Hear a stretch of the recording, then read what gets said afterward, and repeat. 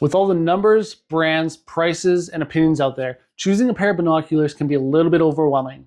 The good news is you don't need to be an expert to make the right choice. Stick around, I'll explain what those numbers mean, I'll tell you exactly what you're getting for your dollar, and I'll give you 3 great things to keep in mind while you're shopping for binoculars.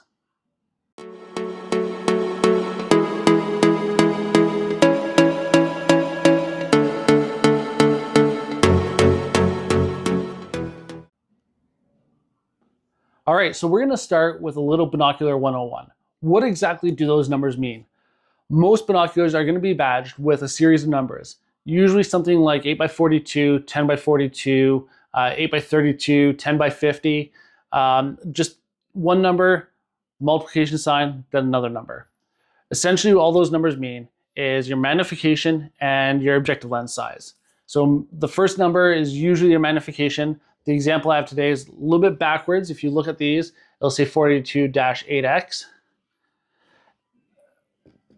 Means the exact same thing. So the 8x is just your magnification. Everything that you look at through those binoculars will look 8 times closer or 8 times larger. The 42 is your objective lens diameter in millimeters. So the bigger your objective lens, the more light can enter the binocular, the brighter and sharper your view is going to be if the glass quality is the same.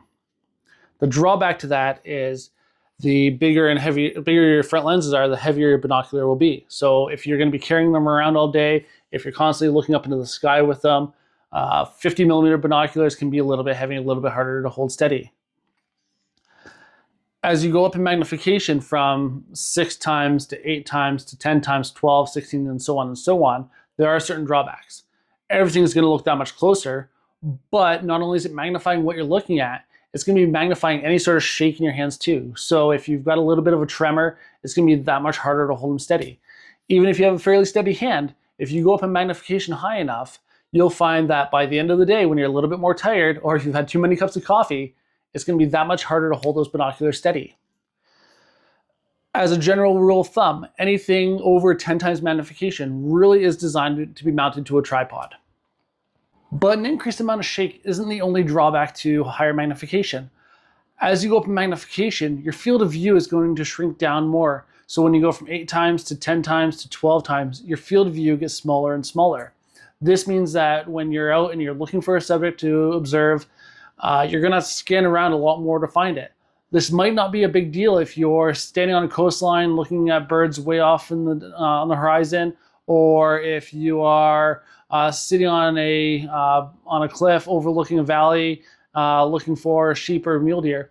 But if you're deep in the woods and you're looking for warblers in the canopy, if you're looking for deer that are only 50 or 60 yards away, all of a sudden that narrow field of view becomes a much bigger problem.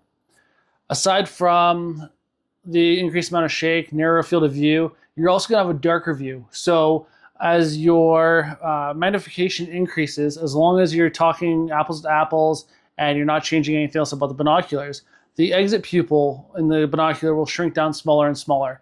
If I hold up this 8 power and this 10 power, and you look at that dot of light in the center of each binocular, you'll see that the one in the 10 is a little bit smaller than the one in the 8. That just throttles back the amount of light exiting the binocular. The whole reason that we can see any sort of detail is because we're getting light in the eye. The best way I can describe this is if you were to walk into a dimly lit room and you try to read a label on a box across that room, it's really tough to read that label. But as soon as you flip on the light switch, now all of a sudden you can read it. It's not that that label got any closer, i.e. more magnification, you're just getting more light in the eye. So when you're out and it's dusk or dawn or just really crummy weather deep in the woods, and the ambient light is already low enough, you don't want to decrease that light any more than you already have. Now let's talk about what you're getting for your dollar. So as you go up in price point, your build quality is going to improve and your optical quality will improve as well. Entry-level binoculars, all the lenses and prisms internally will be held together in sort of a plastic framework. As you go up in price point, now you're starting to get metallic frameworks, high-end alloys to keep the weight down. What that equates to is when you're out hiking through the field or down trails, if you drop your binoculars, if you bump them off your car, that sort of thing, the better the build quality, the more it's going to stand up to those bumps and bruises. The lower end binoculars, entry level stuff, a lot of times if you drop them hard enough, a prism inside will shift and the two images will no longer line up. Not only does build quality take a step up, but optical quality will take a step up as well. So as you go up in price point, your view is going to progressively get brighter and sharper. And not just sharper in the center of the field of view, but sharper around the outside edges as well. When customers come to the store and they're comparing binoculars, one of the tests we have the customers do is looking for edge-to-edge clarity. So we'll have them pick a subject, center it in the field of view, and then get it nice and sharp. Once it's nice and sharp, we'll have them lower the binoculars down so that that is now at the edge of the field of view, and try to get a feel for what percentage of that field of view is out of focus. A lot of really low-end binocular brands will like to advertise this massive field of view, but when you actually look through them, you'll find that the last 30 or 40% of that field of view is unusable because it is so out of focus. The way pricing with optics works is essentially anytime that you double the price, you're going to get a notable improvement. If you go from a $200 pair of binoculars to a $300 pair, you'll look through them and you'll be able to say, okay, yeah, these are a little bit brighter, these are a little bit sharper, but you're going to be sort of splitting hairs. When you get to that $400 pair of binoculars, you'll look through it and you'll say, yeah, these are definitely brighter, these are definitely sharper.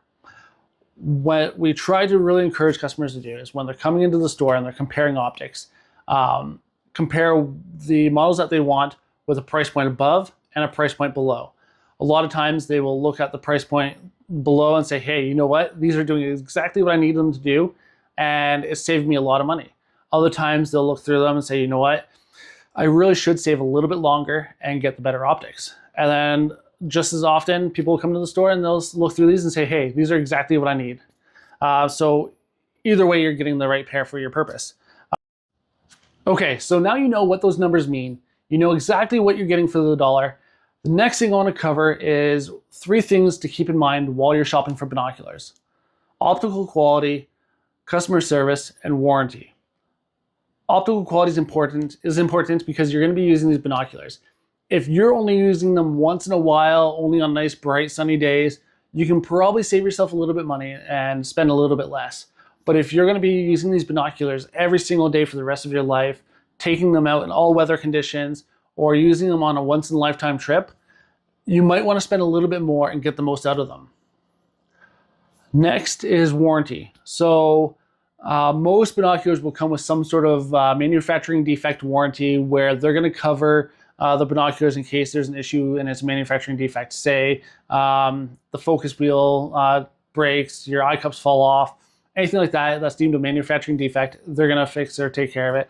And those are usually anywhere from 10 to 25 years. Some companies like Vortex, Athlon, Hawk Optics, they all come with a no-fault lifetime warranty. So if you drop them, you accidentally run them over with your car, you leave them out, and your dog chews them up, as long as you can recover the binoculars, they're going to fix or replace them. Lastly is customer service. So it's fantastic to have a warranty that covers manufacturing defects or in some cases user error. But if you have to jump through all kinds of hoops to use that warranty, it's almost useless. Take into consideration where you have to ship your binoculars for repairs. Take into consideration who pays shipping. If you have to ship them into the USA, shipping from Canada can be a little bit expensive. If the company will cover shipping there and you just pay the return shipping, that's a win.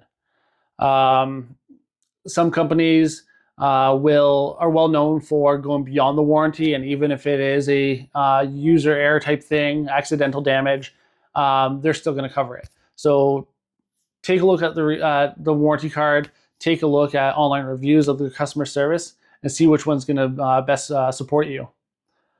Lastly, my last tip for today is try them before you buy them. If you go into a store to buy binoculars and they won't let you look through them, turn around and walk out the door. Once you narrow down the price point that's giving you the performance that you're happy with, the most options in that price point are going to be very similar. Where it's going to make and break the deal is ergonomics, feel in the hand, and how comfortable it is to look through. You're going to be spending hours looking through these, in some cases hundreds of hours looking through them. You want it to be as comfortable as possible. And the only way to find that out is by holding them, comparing them, looking into dark corners of the store, that sort of thing. If you're not in an area that has a good optics store with a wide selection and you want to compare a few options, give us a call. We can ship you a couple options to try out in the comfort of your home. So with all that said, there really isn't one single perfect pair of binoculars, but there is a perfect pair of binoculars for you for the situation that you're going to be using them. Once you understand the basics that we just covered, it's going to be a lot easier to figure out what that pair of binoculars is. We are going to be making a bunch more videos like this. If you're finding this useful, hit the subscribe button down below, somewhere around there, and follow along. Thanks for joining me, and we'll see you next time.